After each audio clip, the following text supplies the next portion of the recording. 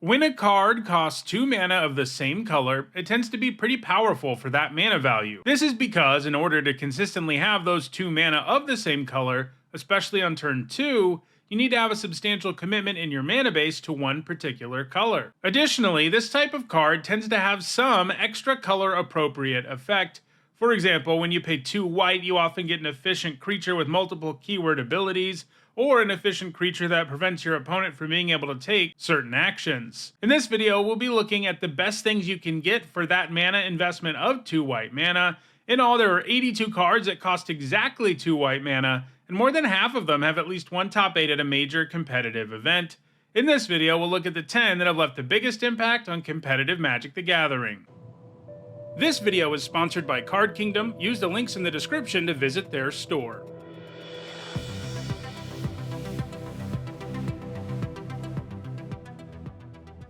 Before we get started, here's a quick reminder on how I rank cards in these videos. A first tier top 8 is worth 2 points, this includes events like Pro Tours, and a second tier top 8 is worth 1 point. This includes events like regional championships.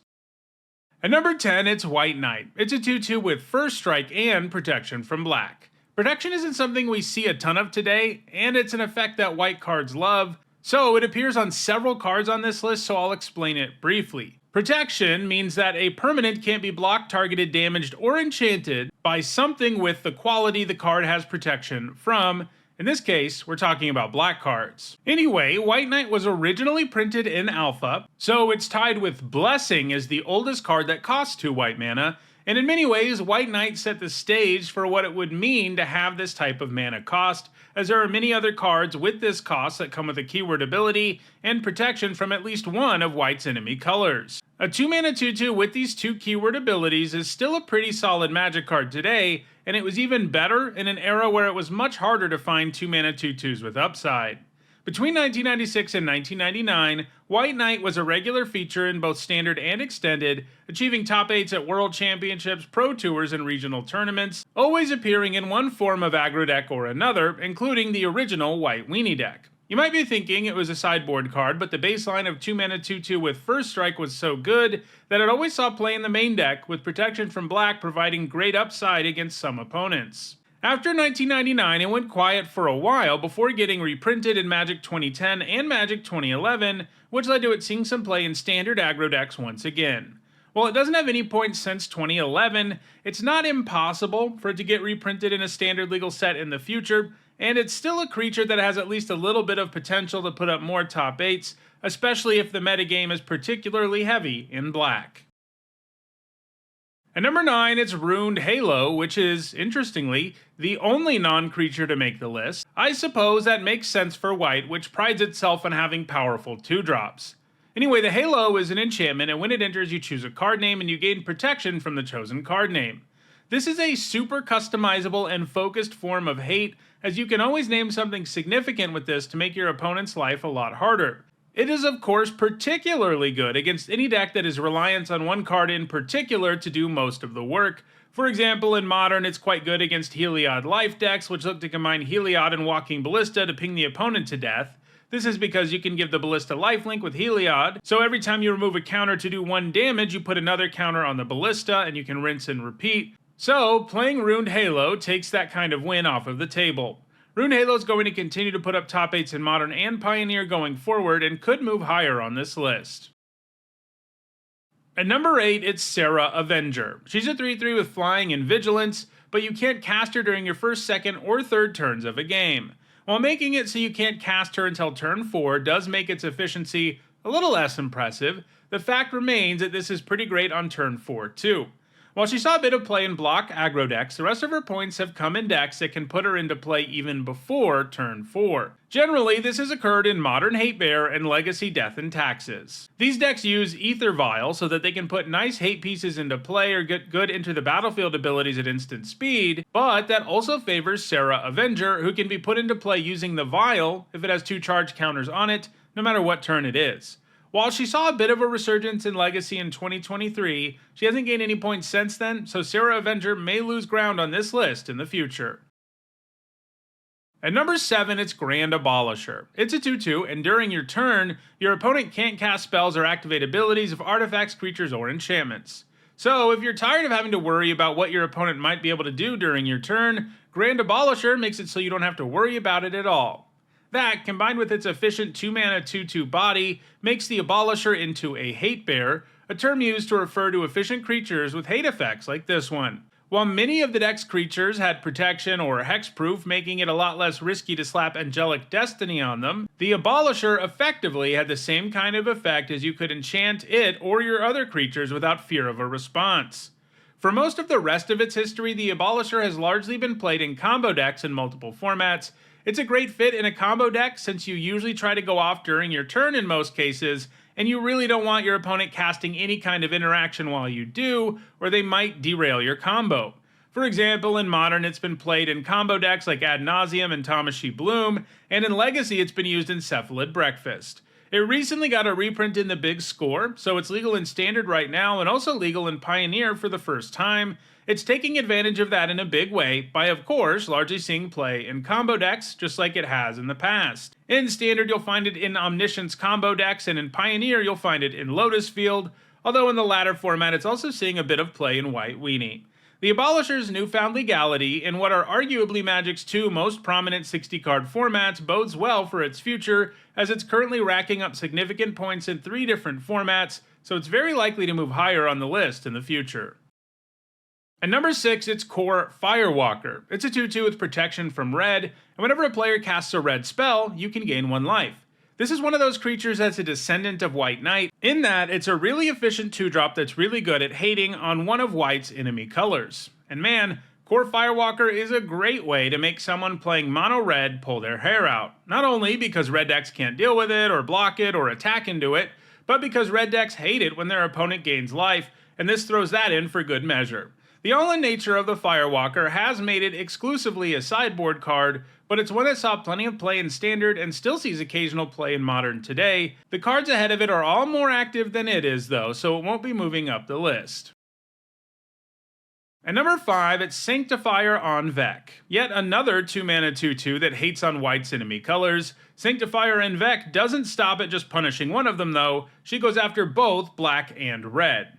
It's a 2/2 with protection from both of those colors, and it also exiles all black and red cards from graveyards when it enters, and makes all black or red cards that would go to the graveyard get exiled instead. So she's not only a pain for red and black decks to deal with, she also hates on any type of black or red graveyard synergy in a big way, and there are many decks like that in multiple formats. The Santifier is from Modern Horizons 2, and that means the only 60-card format she's ever been legal in are Modern, Legacy, and Vintage, and she's managed to see play in all 3 of those formats. She's been the most heavily played in Modern, and this was particularly true during the days of dominance of scam decks. These decks would use powerful evoke incarnations like Fury and Grief, and evoke them by exiling a card from their hand, and then cast something like Not Dead After All to make it so that creature came back when it got sacrificed because of evoke.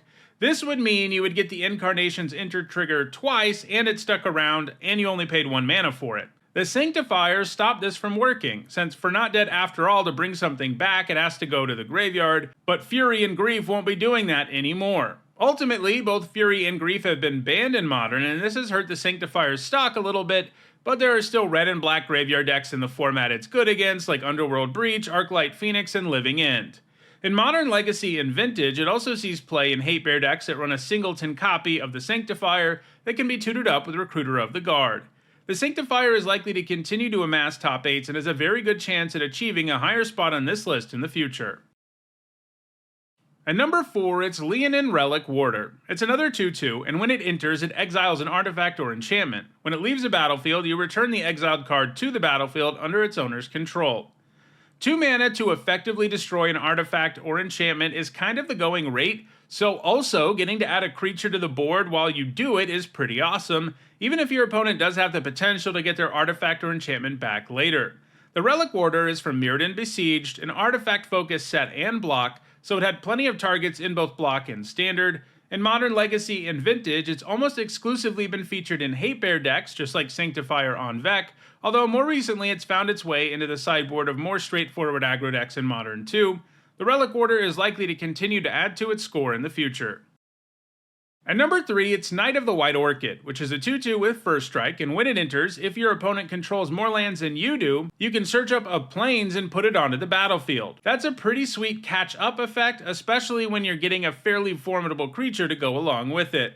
The Knight has had 2 separate runs through Standard and made the most of both of them, appearing in white aggro decks in the format both between 2008 and 2010, and between 2015 and 2016. It's also been played in white weenie decks and Pioneer, as well as Devotion to White decks, where the Knight's mana cost made it extra attractive because it made it so that Nykthos could produce even more mana. However, Knight of the White Orchid doesn't have any top 8 since 2022, and it's likely to lose ground on the list in the future. At number 2, it's Auriok Champion. It's a 1/1 protection from black and red, and whenever another creature enters, you gain 1 life. This is another card that costs 2 white that is super nasty against black and red, especially aggro decks, which hate the idea of you having a blocker that they can never deal with, and also hate that you're gaining a ton of life once this is in play. Keep in mind this counts any creature entering, so if your opponent is like an aggressive red deck and playing a bunch of creatures and making a bunch of tokens, they're really just going to be digging a deeper hole for themselves. While it saw a little bit of play in Standard and Extended, it's done the bulk of its work by far in Modern. In the early days of the format, it was a sideboard card, first used by token decks, who could bring it in against the appropriate opponent, and then it was commonly featured in human sideboards, but it's also been featured in the main deck of decks that are specifically geared toward life gain, like the Martyr Life or Soul Sisters deck, which ran several cards with Auriok Champion's ability, and powerful life gain payoffs like Serra Ascendant and Ajani's Pridemate. More recently, it's been featured in Heliod life gain decks. These decks use Heliod's Sun Crown and can win the game by comboing off in a number of ways. Earlier I mentioned the Walking Ballista win condition. One of the other combos involves Skuriok and Heliod, and if you have both of those in play alongside the champion, you can make Skuriok as big as you want and make as many squirrel tokens as you want. This is because the champion gains you life every time a Skuriok makes a token, and that lets you put a +1/+1 counter on one of your creatures with Heliod, and of course you're going to choose Skuriok, which creates a loop. Additionally, it also appears as a singleton card in toolbox decks that can grab their 1 copy with Court of Calling when the situation calls for it. So Auriok Champion is a good singleton hate card, a good sideboard card, and a combo enabler in Modern, so it's going to keep on putting up points. However, the card in front of it is also highly active in Modern, so Auriok Champion is probably never going to catch it. Speaking of Auriok Champion, you would really be my champion if you subscribe to the channel. It's completely free and doesn't even cost 2 white mana. I'm closing in on 100,000 subscribers, and I'd love to hit that milestone this year, and I'd really appreciate it if you'd help me get there. And at number 1, it's Puresteel Paladin. It's a 2/2, and whenever an equipment you control enters, you can draw a card. If you have Metalcraft, meaning you control 3 or more artifacts, your equipment can equip for 0 mana. Puresteel Paladin makes it pretty obvious what you should do to build around it. Just jam a bunch of equipment into your deck and he can go wild with card advantage and free equips galore, especially because drawing cards means you're going to draw some more equipment. The Paladin has gained most of its points in Modern, at first in Storm decks that played a bunch of 0 mana equipment like Bonesaw and constantly bounced it all back to your hand with Retract, and then replayed them. This resulted in you drawing a ton of cards and producing a massive storm count for a lethal Grape Shot. More recently, and more prominently, it's found consistent success in Hammer Time, a deck that specializes in equipping Colossus Hammer in the extreme early game, which the Paladin enables with its Metalcraft ability. Hammer Time decks have also made some occasional appearances in Legacy. This has been a very important deck in Modern for several years now, so the Paladin is likely to keep on gaining points in the future, which probably means it will remain the number 1 card on this list going forward.